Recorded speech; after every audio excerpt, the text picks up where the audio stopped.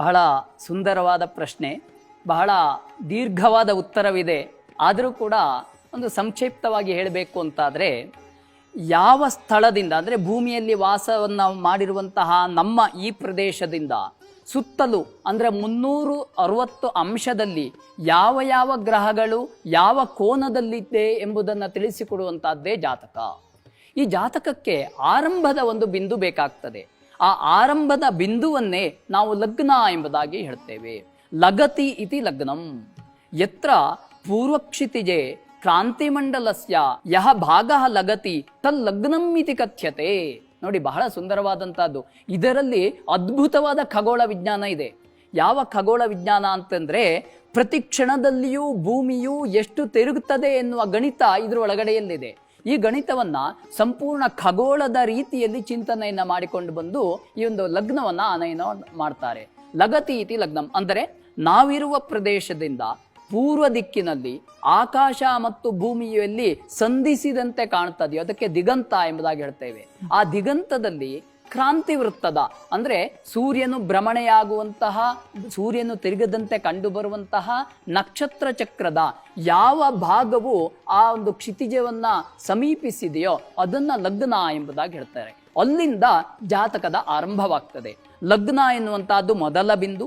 ಅನಂತರದಲ್ಲಿ ಅಲ್ಲಿಂದ 30 ಡಿಗ್ರಿಯವರೆಗೆ ಪ್ರಥಮ ಭಾವ ಎಂಬುದಾಗಿ, ಅಲ್ಲಿಂದ 30 ಡಿಗ್ರಿ ಅಂದರೆ 60 ಡಿಗ್ರಿಯವರೆಗೆ ದ್ವಿತೀಯ ಭಾವ ಎಂಬುದಾಗಿ, ಹೀಗೆ 12 ಭಾವಗಳನ್ನು, 12 ಭಾವಗಳನ್ನು ಚಿಂತನೆಯನ್ನ ಮಾಡುವಂತಹದ್ದೇ ಜಾತಕವಾಗ್ತದೆ.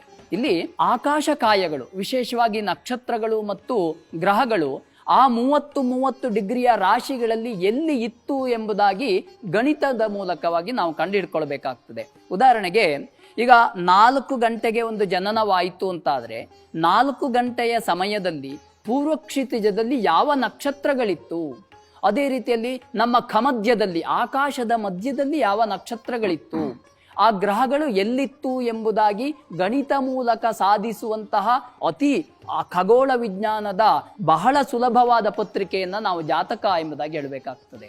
ಇಲ್ಲಿ ಹಾಗಾದ್ರೆ ಪೂರ್ವಕ್ಷಿತಿಯಲ್ಲಿ ನಕ್ಷತ್ರಗಳು ಕಾಣಲ್ವಲ್ಲ, ಅದೇ ಖಮಧ್ಯದಲ್ಲಿ ನಕ್ಷತ್ರಗಳು ಕಾಣಲ್ವಲ್ಲ ಅಂತಂದ್ರೆ ಇಲ್ಲಿ ನೆನ್ಪಿಟ್ಕೊಳ್ಬೇಕು, ನಮ್ಮ ಕಣ್ಣಿಗೆ ಕಾಣುವಂತಹದ್ದು ಮಾತ್ರ ಪ್ರತ್ಯಕ್ಷವಲ್ಲ, ಕಣ್ಣಿಗೆ ಕಾಣದೇ ಇರುವ ಸತ್ಯವೇ ಅನೇಕವಿದೆ.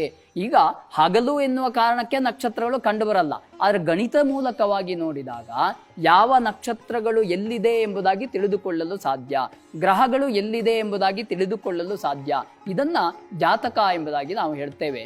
ಇದನ್ನ ಗಣಿತ ಮೂಲಕ ಸಾಧಿಸಬೇಕಾಗ್ತದೆ. ಗಣಿತಕ್ಕೊಂದಿಷ್ಟು ಕ್ರಮಗಳಿದೆ. ಸಿದ್ಧಾಂತ ಗಣಿತದಲ್ಲಿ ತೃಟ್ಯಾದಿ ಪ್ರಲಯಾಂತ ಕಾಲ ಕಲನಾ ಮಾನಃ ಪ್ರಭೇದ ಕ್ರಮಾತ್ ಚಾರಶ್ಚ ದ್ವಿಸದಾಂ ದ್ವಿಧಾ ಚ ಗಣಿತಂ ಪ್ರಶ್ನಾಸ್ತತಾಸೋತ್ತರಾಃ ಭೂದಿಷ್ಣ್ಯಗ್ರಹ ಸಂಸ್ಥಿತೇಶ್ಚ ಕಥನಂ ಯಂತ್ರಾದಿ ಯತ್ರೋಚ್ಯತೆ ಸಿದ್ಧಾಂತಃ. ಸಿದ್ಧಾಂತದಲ್ಲಿ ಆರ್ಗಣ ಎನ್ನುವಂತಹ ಗಣಿತ ಇದೆ. ಆ ಆರ್ಗಣದ ಮೂಲಕ ಗ್ರಹದ ಮಧ್ಯಮವನ್ನು ಸಾಧನೆಯನ್ನು ಮಾಡಲಿಕ್ಕಿದೆ. ಆ ಗ್ರಹ ಮಧ್ಯಮದಿಂದ ಗ್ರಹ ಸ್ಫುಟವನ್ನು ಸಾಧನೆಯನ್ನು ಮಾಡಬೇಕು. ಆ ಗ್ರಹ ಸ್ಫುಟವನ್ನು ಸಾಧನೆಯನ್ನು ಮಾಡಿದ ನಂತರ ಆಕಾಶದ 360 ಭಾಗವನ್ನು 30 ವಿಭಾಗವನ್ನಾಗಿಸಿಕೊಂಡು ಆ ಗ್ರಹಗಳು ಯಾವ ಸ್ಥಾನದಲ್ಲಿದೆ ಎನ್ನುವ ಸ್ಫುಟವನ್ನು ಗಣಿತವನ್ನು ಮಾಡಿದಾಗ ಅದು ಜಾತಕವಾಗ್ತದೆ. ಆದ್ದರಿಂದ ಇಂತಹ ಜಾತಕವನ್ನಿಟ್ಟುಕೊಂಡು ನಾವು ಫಲವನ್ನು ಮುಂದೆ ಆದೇಶವನ್ನು ಮಾಡಿದಾಗ ಅದು ಸತ್ಯವಾಗಲು ಸಾಧ್ಯವಿದೆ.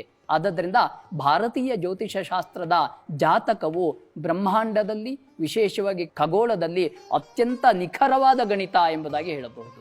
ಖಂಡಿತವಾಗಿ ಈಗ ಒಂದು ಜಾತಕವನ್ನು ನಾವು ಮಾಡುವಂತಹ ಸಂದರ್ಭದಲ್ಲಿ ವಿಶೇಷವಾಗಿ ಮೊದಲು ಯಾವ ನಕ್ಷತ್ರದಲ್ಲಿ ಯಾವ ಪಾದದಲ್ಲಿ ಮಗು ಜನಿಸಿದೆ ಹೇಳುವಂತಹದ್ದನ್ನು ನಾವು ನಿರ್ಣಯ ಮಾಡಿಕೊಳ್ಳಬೇಕು.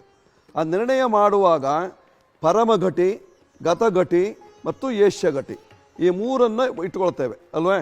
ಆ ಮೂರಲ್ಲಿ ಪರಮದಲ್ಲಿ ಎಷ್ಟು ಗತವಾಗಿದೆ ನೋಡಿ, ಏಷ್ಯ ಎಷ್ಟು ಉಳಿದಿದೆ ನೋಡಿಕೊಂಡು ಅದರಿಂದ ನಾವು ದಶಾಭುಕ್ತಿಗಳನ್ನು ಮಾಡ್ತೇವೆ. ಆ ದಶಾಭುಕ್ತಿಗಳು ಯಾವ ರೀತಿಯಲ್ಲಿ ಫಲವನ್ನು ಕೊಡೋದಕ್ಕೆ ಸಾಧ್ಯತೆ ಇದೆ, ಇದಕ್ಕೆ ಗಣಿತದ ಆಧಾರ ಇಲ್ಲದೆ ಆಗೋದೇ ಇಲ್ಲ ಅಲ್ವೇ. ಆದ್ದರಿಂದ ಗಣಿತ ಬಹಳ ಮುಖ್ಯವಾಗಿದೆ ಹೇಳುವಂಥದ್ದನ್ನು ಸ್ಪಷ್ಟಪಡಿಸ್ತಾ ಇದ್ದೀರಿ, ತುಂಬ ಸಂತೋಷದ ವಿಚಾರ. ಈ ಗ್ರಹಗಳಿಗೂ ಅಲ್ಲೊಂದು ಶ್ಲೋಕವನ್ನು ಹೇಳಿದ್ದಾರೆ. ಇನ ಶಶಿ ಕುಜರಾಹು ಜೀವಮಂದಜ್ಞ ಕೇತು ಭೃಗುತನಯ ನವಾನಾಂ ಕೃತ್ತಿಕಾದಿಕ್ರಮೇಣ ಹೇಳುವಂಥ ಒಂದು ಆಧಾರವನ್ನು ಕೊಟ್ಟಿದ್ದಾರೆ. ಅಂದಾಗ ಕೃತ್ತಿಕಾ ನಕ್ಷತ್ರವೇ ಆದಿಯಾಗಿಟ್ಟುಕೊಂಡು ಕೃತಿಕಾ ರೋಹಿಣಿ ಮೃಗಶಿರ ಆರ್ದ್ರ ಈ ರೀತಿಯಲ್ಲಿ ನಾವು ವಿಂಗಡಣೆಯನ್ನು ಮಾಡಿದಾಗ ಆ 120 ವರ್ಷಗಳ ಆಯುಷ್ಯ ಪರಿಮಾಣವನ್ನು 9 ಗ್ರಹಗಳಿಗೆ ವಿಂಗಡಣೆಯನ್ನು ಮಾಡಿದ್ದಾರೆ ಅಲ್ವಾ. ಸೂರ್ಯನಿಗೆ 6 ವರ್ಷ, ಚಂದ್ರನಿಗೆ 10 ವರ್ಷ, ಕುಜನಿಗೆ 7 ವರ್ಷ, ರಾಹುವಿಗೆ 18 ವರ್ಷ, ಗುರುವಿಗೆ 16 ವರ್ಷ, ಶನಿಗೆ 19 ವರ್ಷ, ಬುಧನಿಗೆ 17 ವರ್ಷ, ಕೇತುವಿಗೆ 7 ವರ್ಷ, ಶುಕ್ರನಿಗೆ 20 ವರ್ಷ. ಈ ರೀತಿಯಲ್ಲಿ ಮಾಡಿದಾಗ 120 ವರ್ಷಗಳು. ಅಂದರೆ ಶಾಸ್ತ್ರೀಯವಾಗಿ ಸಮಾಷಷ್ಠಿರ್ದಿಗ್ನಾಃ ಮನುಜ ಕರಿಣಾಂ ಪಂಚಚನಿಷ ಹೇಳುವ ಪ್ರಕಾರವಾಗಿ 120 ವರ್ಷದ 5 ರಾತ್ರಿಗಳು ಮನುಷ್ಯ ಮತ್ತು ಆನೆಗಳ ಆಯುಷ್ಯ ಪ್ರಮಾಣ ಅಂತಾಯಿತು. ಈ ಆಯುಷ್ಯವನ್ನು ಗಣನೆ ಮಾಡುವಾಗ ಈ ಗ್ರಹಗಳ ಸ್ಥಿತಿಯನ್ನೆಲ್ಲ ಇಟ್ಟುಕೊಂಡಲೇ ಮಾಡಲೇಬೇಕಲ್ವೇ. ಗ್ರಹಸ್ಫುಟ ಭಾಳ ಮುಖ್ಯವಾಗಿರ್ತಕ್ಕಂಥದ್ದು ಅಂದಾಗ ಅದು ಮಾಡುವ ಕ್ರಮ ಹೇಗೆ? ಗ್ರಹಸ್ಫುಟ ಎಂದರೇನು ಅಂತ ನೋಡ್ಕೊಂಡು ಹೋದರೆ, ಆಕಾಶದಲ್ಲಿ 12 ರಾಶಿಗಳನ್ನು ವಿಭಾಗ ಮಾಡಿದ್ದೇವೆ. ಆ ಒಂದು ರಾಶಿಯಲ್ಲಿ 30 ಅಂಶ ಬರ್ತದೆ. ಆ 30 ಅಂಶದಲ್ಲಿಯೂ ಒಂದು ಅಂಶದಲ್ಲಿ 60 ಕಲೆಗಳು ಬರ್ತದೆ. ಆ ಒಂದೊಂದು ಕಲೆಯಲ್ಲೂ 60 ವಿಕಲೆಗಳು ಬರ್ತದೆ. ಇದಿಷ್ಟನ್ನು ಸೇರಿಸಿದ್ದನ್ನ ರಾಶಿ ಎಂಬುದಾಗಿ ಹೇಳ್ತೇವೆ. ಅದರಿಂದ ಗ್ರಹಸ್ಫುಟ ಅಂತ ಹೇಳಿದ್ರೆ, ಒಂದು ಗ್ರಹನು ಈಗ ಉದಾಹರಣೆಗೆ ಮೇಷರಾಶಿ ಅಂತ ಇಟ್ಕೊಂಡ್ರೆ, ಮೇಷರಾಶಿಯಲ್ಲಿ ಗ್ರಹ ಇದ್ದಾನೆ. ಈಗ ಎರಡನೇ ಪ್ರಶ್ನೆ ಬರ್ತದೆ, ಮೇಷರಾಶಿಯು 30 ಅಂಶದಷ್ಟು ದೊಡ್ಡದು, ಅಲ್ಲಿ ಎಲ್ಲಿದ್ದಾನೆ ಅಂತ ಪ್ರಶ್ನೆ ಬರ್ತದೆ. ಆವಾಗ ಆ ಮೇಷರಾಶಿಯ ಇಂತಿಷ್ಟನೇ ಅಂಶದಲ್ಲಿ ಇದ್ದಾನೆ ಎಂಬುದಾಗಿ ಹೇಳಬೇಕಾಗ್ತದೆ. ಆ ಅಂಶ ಅಂತೇಳಿ ಅಂಶವೂ ಕೂಡ 60 ಕಲೆಗಳಷ್ಟು ದೊಡ್ಡದು, ಅಲ್ಲಿ ಎಲ್ಲಿದ್ದಾನೆ ಅಂತ ಪ್ರಶ್ನೆ ಬರ್ತದೆ. ಆವಾಗ ಪುನಃ ಇಂತಿಷ್ಟನೇ ಕಲೆಯಲ್ಲಿ ಇದ್ದಾನೆ ಎಂಬುದಾಗಿ ಹೇಳಬೇಕಾಗ್ತದೆ. ಅದನ್ನ ಮಿನಿಟ್ ಎಂಬುದಾಗಿ ಹೇಳ್ತೇವೆ. ಇದನ್ನ ಸ್ಫುಟ ಎಂಬುದಾಗಿ ಹೇಳ್ತೇವೆ. ಒಂದು ಉದಾಹರಣೆಯಲ್ಲಿ ಹೇಳಿದರೆ ಸ್ಪಷ್ಟವಾಗ್ತದೆ. ಇದು ಬೆಂಗಳೂರು. ಈಗ ಒಂದು ದೂರದ ಊರಿನಲ್ಲಿದ್ದವರು ಆ ಗೋಪಾಲಕೃಷ್ಣ ಶರ್ಮರು ಎಲ್ಲಿದ್ದಾರೆ ಅಂತ ಕೇಳಿದ್ರೆ ಬೆಂಗಳೂರಿನಲ್ಲಿದ್ದಾರೆ ಅಂತ ಹೇಳ್ತಾರೆ. ಬೆಂಗಳೂರಿನಲ್ಲಿ ಬಂದು ಎಲ್ಲಿ ಹುಡುಕಬೇಕು ಗೋಪಾಲಕೃಷ್ಣ ಭಟ್ರನ್ನ? ಇಡೀ ಬೆಂಗಳೂರು ಹುಡುಕ್ಲಿಕ್ಕೆ ಆಗ್ತದೆಯೇ? ಆಗೋದಿಲ್ಲ. ಆವಾಗ ಗೋಪಾಲಕೃಷ್ಣ ಶರ್ಮರು ಇರುವ ಮನೆಯನ್ನ ತೋರಿಸ್ತಾರೆ, ಅಲ್ಲಿದ್ದಾರೆ. ಮನೆಯಲ್ಲೂ ಕೂಡ ಬಹಳ ದೊಡ್ಡ ಜಾಗ ಇರ್ತದೆ. ಅಲ್ಲಿದ್ದವರೆಲ್ಲರೂ ಗೋಪಾಲಕೃಷ್ಣ ಶರ್ಮರೋ? ಅಲ್ಲ. ಹಾಗಾದ್ರೆ ಅವರು ಇಂತಹ ಕುರ್ಚಿಯ ಹತ್ರದಲ್ಲಿದ್ದಾರೆ ಎಂಬುದಾಗಿ ಎಲ್ಲಿ ನಿಖರವಾಗಿ ಹೇಳ್ತೇವೆಯೋ ಅದನ್ನ ಸ್ಫುಟ ಎಂಬುದಾಗಿ ಹೇಳಿದಾಗಾಯ್ತು. ಆದದ್ರಿಂದ ಗ್ರಹಸ್ಫುಟ ಅಂತ ಹೇಳಿದ್ರೆ ಆಕಾಶದ ಯಾವ ಅಂಶದಲ್ಲಿ, ಯಾವ ಕಲೆಯಲ್ಲಿ, ಯಾವ ವಿಕಲೆಯಲ್ಲಿ, ಯಾವ ಕ್ಷಣದಲ್ಲಿ ನಿಖರವಾಗಿ ಇರ್ತದೆಯೋ ಅದನ್ನ ತೋರಿಸಿಕೊಂಡಂತಹದ್ದು ಗ್ರಹಸ್ಫುಟ.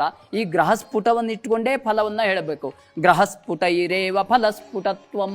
ಗ್ರಹಸ್ಫುಟ ಇಲ್ಲದೆ ಎಲ್ಲಿ ನಾವು ಫಲವನ್ನು ಹೇಳ್ತೇವೆಯೋ ಅದು ಸ್ಫುಟವಾಗಲಾರದು.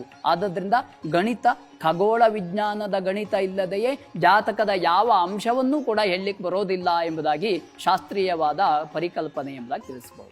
ನಾಗೇಶ್ ಭಟ್ರೆ, ಈಗ ಒಂದು ಜಾತಕವನ್ನು ಜ್ಯೋತಿಷಿಗಳ ಮುಂದೆ ಇಟ್ಟಾಗ ಮೊದಲು ಜಾತಕವನ್ನು ನೋಡುವಾಗ ಪೂರ್ವಂ ಆಯು ಪರೀಕ್ಷೇತ ಪಶ್ಚಾತ್ ಲಕ್ಷಣ ಮೀರಿತಂ ಆಯುರ್ಹೀನ ಮನುಷ್ಯಾಣಂ ಲಕ್ಷಣೇ ಕಿಂ ಪ್ರಯೋಜನಂ ಅಂತ ಹೇಳಿದರು ಅಲ್ವೇ. ನಾವು ಮೊದಲು ಆಯುಷ್ಯವನ್ನು ನೋಡಬೇಕು. ಈ ಮಗುವಿಗೆ ಆಯುಷ್ಯ ಇದೆ ಅಂತ ಆದಾಗ ನಾವು ಲಕ್ಷಣವನ್ನು ಹೇಳಲಿಕ್ಕೆ ಆಗ್ತದೆ. ಅದೇ ಲಕ್ಷಣವನ್ನು ಹೇಳ್ಕೊಂಡು ಕಡೆಗೆ ಆಯುಷ್ಯ ನೋಡಿದರೆ ಆಯುಷ್ಯ ಇಲ್ಲದೆ ಹೋಗ್ಬಿಟ್ರೆ ಏನು ಪ್ರಯೋಜನ ಅಲ್ವಾ. ಆದ್ದರಿಂದ ಮೊದಲು ನಾವು ತಿಳಿದುಕೊಳ್ಳಬೇಕಾಗಿರ್ತಕ್ಕಂಥದ್ದು ಆಯುಷ್ಯ ಗಣನೆ. ಆಯುಷ್ಯ ಗಣನೆ ಇಂದಿಗೂ ಮಾಡುವವರಿದ್ದಾರಾ? ಮಾಡ್ಬೋದಾ? ಖಂಡಿತವಾಗಿದೆ.